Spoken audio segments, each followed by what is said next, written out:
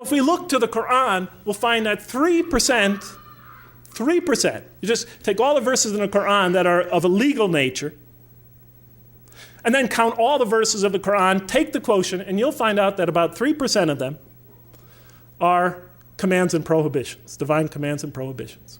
97% of the Quran teaches ethics, the relationship between God and man, the purpose of life, morality, other truths as well. The history of nations in the past teaches us how to be self-critical, how to use reason and faith, the extreme importance of using reason and faith, teaches many, many major themes. You know what I was taught when I became a convert? Rules, rules, rules. If I hadn't studied this religion myself and entered this religion and all I received were rules, rules, rules, I would have left it the next day. Thank God I read the Quran first.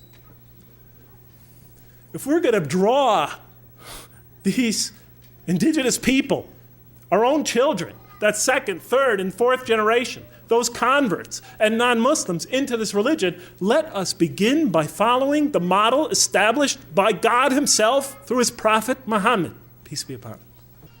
As he once said to Wouldve bin Jabal on his way to take the dual leadership of the community in Yemen, as you all well know, he said, first teach them that there is no God but God, and that Muhammad is his messenger.